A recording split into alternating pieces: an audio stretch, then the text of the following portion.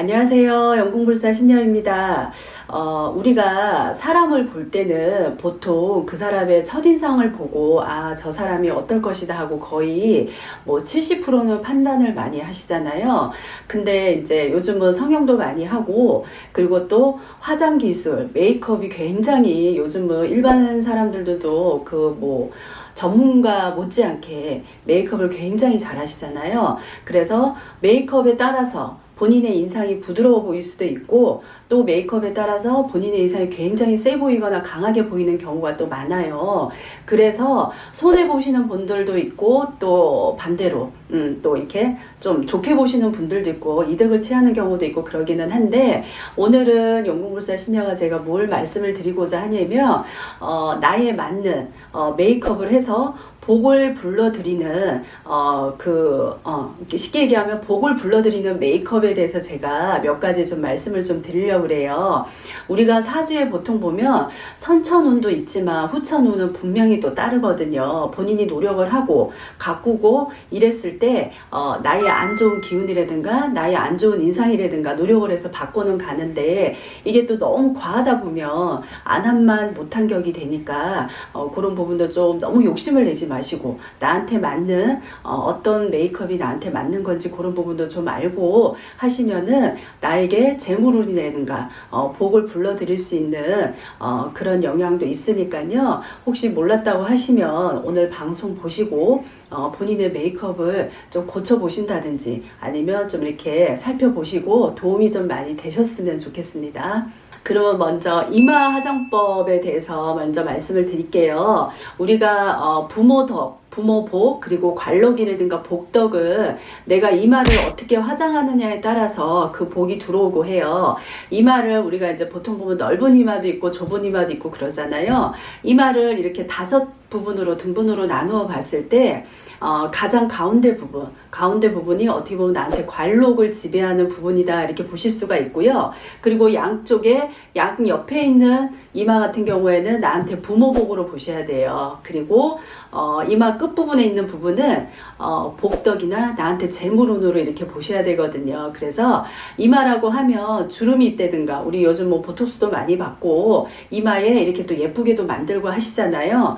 이마에 상처가 있고 주름이 있다 그러면 그런 부분은 조금 이렇게 메이크업으로 좀 이렇게 가리시는 게 좋으세요. 그렇게 하시고, 그리고 또 이렇게 이마가 울퉁불퉁한다든가 이런 부분은 요즘 뭐 화장품 좋은 거 많잖아요. 그래서 이 화장품으로 좀 반듯하고 매끈하게 그렇게 해주시는 게 굉장히 좋으세요. 그랬을 때 남들이 봤을 때 이마 이렇게 그 피부 표현을 봤을 때 굉장히 매끈하고 빛이 나고 이런 이마가 나한테는 부모복이라든가 관록이라든가 복덕이라든가 이걸 다 지배를 하니까 이마도 예쁘게 좀 메이크업을 좀 이렇게 결정을 보완을 해서 이마에 메이크업 하시는 것도 조금 신경을 쓰시면 좋으실 듯 합니다. 그리고 대인관계에 있어서 본인의 품성을 말해주는 눈썹 화장에 대해서 좀 말씀을 드릴게요. 우리가 보통 보면은 눈썹이 짙고 잘생긴 사람들은 좋은 인상을 많이 주잖아요, 대인관계에서. 그래서 눈썹을 보면은 그 사람의 비즈니스에 아주 유리한 그런 결과를 가지고 온다고 해요. 그래서 어떻게 보면 또 그런 결과도 있지만 나의 잘생긴 눈썹으로 인해서 여러 사람 타인들한테 이 사람의 인기 척도도 또 알 수 있는 그런 부분이거든요. 그러니까 눈썹은 될 수 있으면 흐리고 짧으면은 결혼운이 나쁘세요. 그러니까 눈썹은 좀 짙고 내 눈보다 조금 길게 그리는 게 좋으시고요. 그리고 눈썹 털도 이렇게 눈두덩이에 막 이렇게 펴져 있는 것보다도 그냥 눈썹에 수북하게 있는 게 가장 좋으세요. 그리고 눈썹은 항상 정리정돈이 깨끗하게 잘 되어 있어야 돼요. 그래서 화장을 할 때는 될 수 있으면은 나의 눈썹을 잘 다듬어서 좀 두툼하고 수북하게 보이듯이 내 눈보다 좀 길게 화장을 하시면은 어떤 내가 부동산을 가지고 있다 그러면은 부동산의 운도 손상을 안 시키고, 그리고 나한테 재물도 불러들이는 그런 역할을 하니까 우리 오늘부터 눈화장, 눈썹 그리는 분, 눈썹 화장 하시는 분들 이 부분 좀 참고하셔서 화장을 하시면 좋으실 듯 합니다.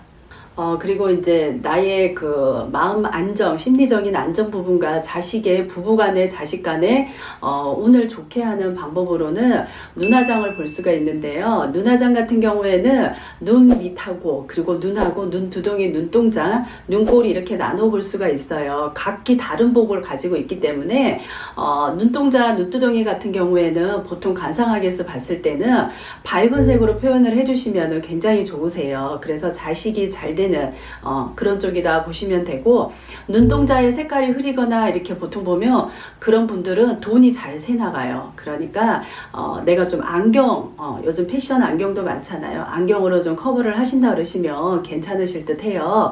그래서 될 수 있으면은 눈 두덩이는 좀 밝은 색으로 섀도우 화장을 하시면 좋으시고, 그리고 눈 아래 껍질 같은 경우에는 좀 도톰하게 해서 이렇게 화장을 하신다 그러면 부부복이라든가 아니면 자녀복을 불러들이는 그런 역할을 해요. 그리고 눈꼬리 같은 경우에는 이왕이면 처지는 것보다도 살짝 이렇게 올라간 듯이 화장을 해주신다 그러시면은 이렇게 생활을 하시면서 굉장히 생동감도 찾으실 거고, 주변으로부터도 좋은 인상을 남길 수 있는 그런 화장법이니까 참고가 좀 되셨으면 좋겠어요.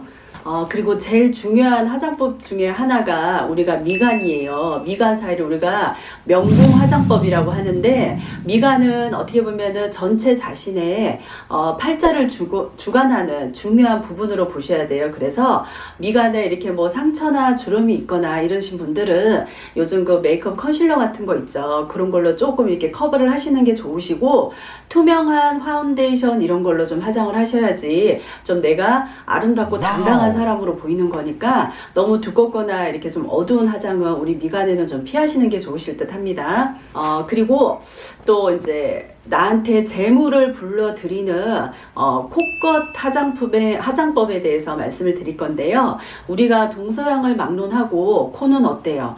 그 사람의 재물을 상징을 한다 그러잖아요. 그러니까 코끝에서부터 코뿌리부터 코끝까지 윤기가 나고 이렇게 쭉 뻗어 있고 이래야지 그 사람에게 힘도 있고, 그리고 돈도 불러들이는, 재물을 불러들이는 그런 코다, 그런 관상이다. 우리가 흔히들 그렇게 말들을 많이 해요. 그래서 콧망울은 될 수 있으면은 화장을 하실 때 좀 맑고, 그리고 좀 이렇게 생동감 있게, 우리가 이렇게 그 맑은 피부를 뭐라 그러죠?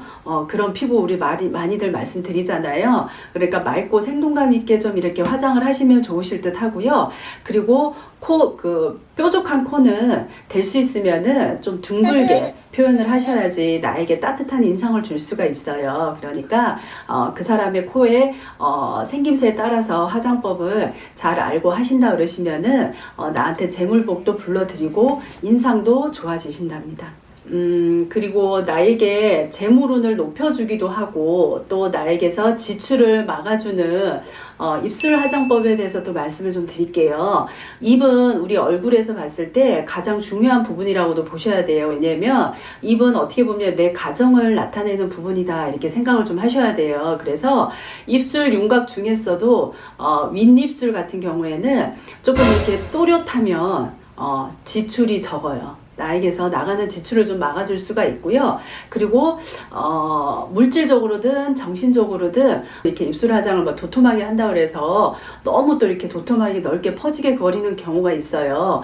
그렇게 하신다든지, 아니면 입술을 너무 얇아 보이게 안으로 좁게 그린다든지, 이렇게 하시는 입술 화장은 좀 피하셔야 돼요. 피하셔야 되고, 그리고 색상으로 보자 그러면 레드 계열이라든가 아니면 자주 계열로 내 입술을 진짜로 인매를 또렷하게 강조를 하신다 그러시면 나에게 재물운이 많이 높아지고 가정도 좀 더 화목할 수 있으니까 입술 화장할 때 이런 부분 좀 알고 하시면 좋으실 듯 합니다. 오늘은 복을 불러드리는 메이크업에 대해서 간략하게 설명을 드렸으니까요. 참고하시고 도움이 좀 많이 되셨으면 좋겠습니다. 감사합니다.